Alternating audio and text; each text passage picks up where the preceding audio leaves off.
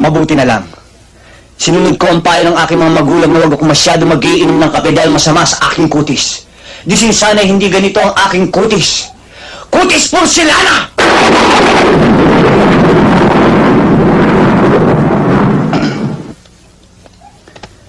At sa katawan, pag ito ang nakita ni Don Solweta, tiyak mamamatay! Si Richard Gomez sa inggit!